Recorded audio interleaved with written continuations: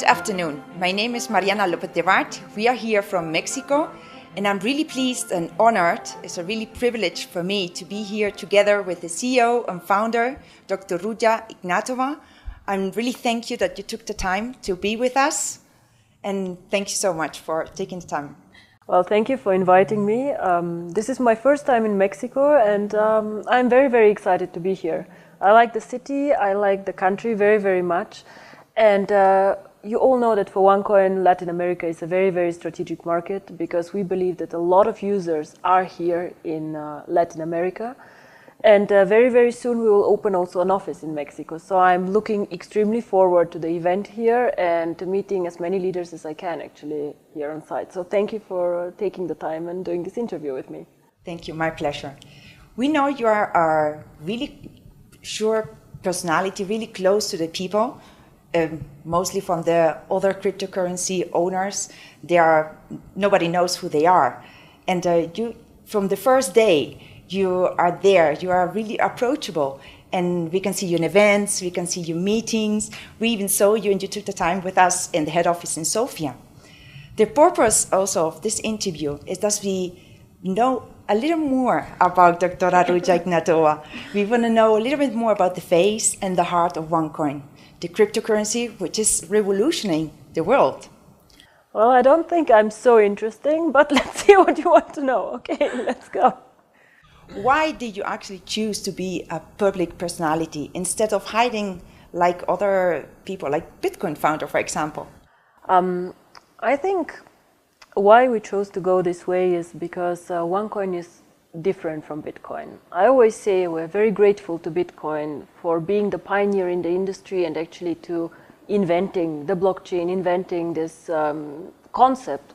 But when I started to think about cryptocurrency, I wanted to create a cryptocurrency for the mass market, for everyone. And I believe if you create something good and if you create something big, you not only don't need to be ashamed, but you also don't need to hide. We are very, very proud of our work. We, when I say we, I mean the whole team, the whole, I believe also the whole 2.5 million people who are with us. So how can I expect people to go out and to speak about OneCoin if I would hide and not speak about OneCoin? I'm very proud of what we have created. I am still very pleasantly surprised of the success that we have, and I believe it was the right time for the right idea. And OneCoin is known to be a transparent cryptocurrency and to be an approachable, trustworthy cryptocurrency. And I don't think we would have been where we are if the currency would have no face, if people could not ask questions, if people would not know who we are. Exactly, exactly. The Brexit and the following collapse of the pound is a clear example how fragile our financial system is. Mm-hmm. Where do you think this current financial system is going to? Well, we need a financial system and we need the traditional banks. So traditional banks will never go out of business. But of course, countries always go through crisis. For example, I'm from Eastern Europe. I remember how we went to huge inflation. We have countries where the government is not stable. We have countries where they have different crises. And I do not think that cryptocurrency should compete with fiat currencies. I see cryptocurrency more like virtual gold. There's always have been demand for gold in the world. Why do people buy gold? Because they want to have some security, some independent value from their government or from the fiat money. And this is what I believe is why cryptocurrency is so good. And the second thing, again, you have the limited amount of coins. So you cannot print as many coins as you want, as a lot of, national banks do. So which role do you think OneCoin will play in it? Well, I hope that OneCoin will become the cryptocurrency of the people, like Facebook is the social media of the people of choice. I would like OneCoin not to be a coin for speculators. This currently is maybe Bitcoin, but I would like OneCoin to be a very stable currency, the first choice for merchants, and the first choice for people on the street who want to use cryptocurrency. I see us something like PayPal, like Western Union. This is where I want us to be, where normal people can use it very, very simply. And I hope one day that OneCoin will be the synonym of cryptocurrency and not Bitcoin. So whenever people speak about cryptocurrency, that OneCoin will be one of the big examples they will use. New technologies are still male-dominated industry. How does it feel to be a super boss lady in this field? Not only technology, we still live in a male-dominated society. A lot of the top jobs are actually still with men, but I see more and more women get involved in jobs like this, more and more women having fun and doing things. I, for example, like numbers a lot, yeah? So this is why I chose an industry like this. I like finance, I like numbers. I feel actually very happy to be where I am. I don't know how I would feel if I was a man, but I feel that I do the right things and things that excite me. As long as I like going to work every morning, I'll continue working. Nice. According to a recent study from the Cambridge University Economic Department, they said women tend to be more social and more humanistic vision in economics. But still, 1 of every 4 students are just women. Well, first of all, there's a choice, of course, that we as women make. What do you want to study? And a lot of us still study the softer skills and like education, arts, and so on. I believe it's important that we have equal access to education, very, very important, and somehow that we make also science touchable for girls and for women. So if you're not scared, for example, of maths or computer sciences, of course you as a girl might want to go and try it. So I believe that we as mothers also have to tell our girls that they can do whatever they want. And if they decide to do computer science, beautiful. If they decide to do education to become a teacher, still we should support them. And I do not believe actually that women are softer in business. Ask my people around me. I'm very clear, very focused, and I believe that also some of our men like working also for a woman. It's a good environment that we create, probably a bit more fun, more social, but still work needs to get done, yeah. Exactly. When did you know exactly you wanted to dedicate yourself to this business? Well, cryptocurrency is not a business that you wake up one day in the morning and decide, oh, I want to do cryptocurrency. I was working for McKinsey and I was doing a lot of banking and insurance at an international level.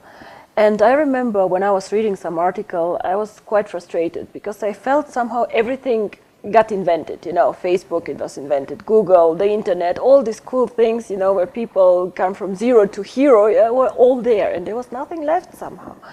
So I was looking at Bitcoin and in the beginning I did not believe that it will work. I just thought this concept will die, it will not happen. And then the more and more successful it got, the more interested I got into it. And I discovered that there are some very big advantages, but also some disadvantages. It was created, for example, before the terrorism attacks and all these things. So it also was not a mass market currency. And this was actually an opportunity that I saw and I got excited about it once I started thinking where the opportunities are. But to be very, very honest with you, the vision still develops and still gets bigger and more interesting. A lot of our users come to me and say, should we do this and that? And a lot of new ideas actually come up. And it is still very, very exciting. And until we make it to the top, I think I will not stop doing this. But I, of course, enlarge the team and get more and more support from professional people. Because one person alone cannot do it and should not do it. Yeah. Who inspired you? It's a very difficult question. And I think speaking about role models, there's not one role model that I would say, oh, it was him or her. From the females, I had the luck to be mentored by a lady in Bulgaria who worked very close with me. McKinsey has also some very interesting ladies partners, actually. Not many, but interesting. And of course, I think currently Hillary Clinton is a very interesting person. Of course, I would not say I want to be like her, but some things really inspire me. Her dedication, persistence, and just being very focused and having a goal. So what I do is I just find people that I like, and I like this here, that there, and somehow figure it all together. Yeah. Nice example. Do you believe in luck? Well, I always say fortune favors the brave. So if you want to be lucky, you probably should create your own opportunities. And the more opportunities you create, the more, of course, the chances to be lucky. But I have to be also, again, very honest. I have met some amazing people totally by chance and by coincidence. So this has been extremely helpful for me. For example, Sebastian Greenwood, I met in a social setting, totally being introduced by a friend, and he was the one who gave us the opportunity for network marketing. Without this meeting, probably I would have done OneCoin in a totally different way. So yes, I was lucky. If I believe in luck or don't, I was really lucky in some points of time. Yeah. How is Dr. Ruja when she gets home and takes her shoes off? Well, I'm not home a lot, unfortunately. So I like reading a lot. I like going out a lot too. I think I'm not that interesting. Nothing special happens. I know people who have much more exciting and amazing hobbies than I do. But I like meeting my friends, my family, catching up on what's going on, and reading a lot. I love reading. In between all these travels, events, and meetings you have, where do you get time for your family? I don't have a lot of time, to be honest, for my family, but I want to change this a bit now. So from the 1st of October, I will do some changes and expand the management team of the company a bit. I'm having a baby, and it's a girl. Very exciting, but also a bit scary, to be honest. So you have to make the time and the priorities. Work is extremely important, but in the end of the day, also family is very important, and they give us the strength to move on and to be creative. But, you know, some of my closest friends are actually at work. Some of the best relationships I have are at work, and we come to the office in Sofia, we feel like the top management feels close and like a family. We go off and out together, and this is something I like very much. Do you like animals? I like animals, yes, but I don't like pets too much. I like wild animals. I like lions. The lion is one of the jewels that I like a lot. I like them when they are very strong, the panther, the lions, you know, this wild power inside. But my brother has a lot of pets, and he has 2 dogs, so I like them too, but I somehow prefer to see animals in the wild nature than being locked up in a zoo or whatever. Nice. Yeah, he told me about a project you're starting to make with animals. Well, we have the foundation, my foundation, the One World Foundation. Unfortunately, I don't have so much time for it, but I have a very good team who is dealing with it. The main purpose of the foundation is, of course, education, but the more and more we deal with causes and things like this, I get more and more passionate about child labor. So this is a cause that I want to focus much more in the next years of the foundation, because I think it is really very sad. Small children being put to work, and I saw some pictures that were really bad, and some of these things happen in our core markets, Asia, Thailand. So we really would like to do something there. But speaking about the animals, we have also some projects, because some of the team, as I said, feel very passionate about this. It's called the One Friend, and the whole office is involved in this. So they go and help animals in their free time. So they donate time, and we donate money. And I don't know, they have adopted several dogs and take care of a lot of animals in their free time. So we support this too. Oh, amazing. I love animals too. Yeah.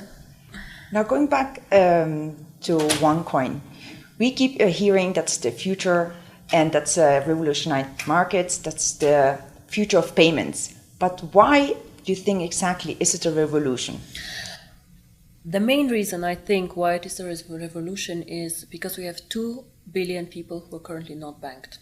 These people currently do not sit on the table like we are. You know, we can go and buy a nice dress out there, we can do a money transfer, whatever, but these 2 billion people cannot. So this is why I think if we use cryptocurrency to bring these people in our world, then we have created something amazing. Even if we get only 100 million of these people to the table, or 200 million, this is a huge change in their life.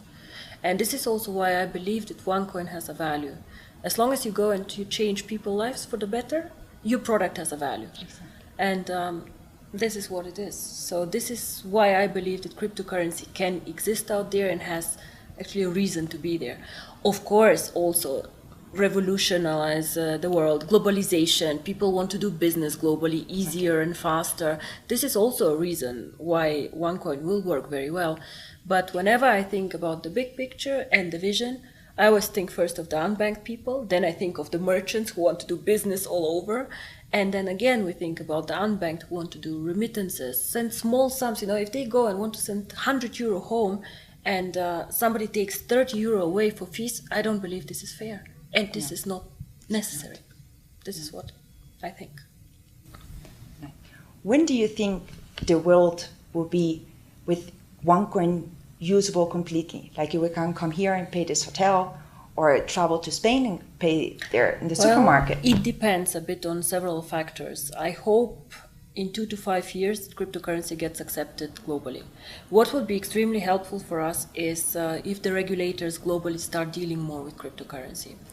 We are very well prepared for this, and I am probably one of the few cryptocurrencies who really asks for regulation, because this will make our life and our, a lot of people do not trust new technologies, a lot of people do not understand, and when we start being regulated like financial institutions, I believe this will be a huge step forward. This is something we cannot influence, of course, but we have set the goal in 2 years, 10 million users, 1 million merchants, and this makes the currency pretty usable. Now, so to coming to an end, what kind of message would you like to give to all these people, for me especially women, that still think or haven't had the chance yet to know about OneCoin? Why should they join us? Well, we currently do OneCoin in a network marketing approach. And I believe that women are so communicative and so eager to change the world in a good way. They don't think only about money, they think about the bigger vision, and I really believe that they can join us and they can do very, very good things and also earn money in a way that is very flexible for them and their families.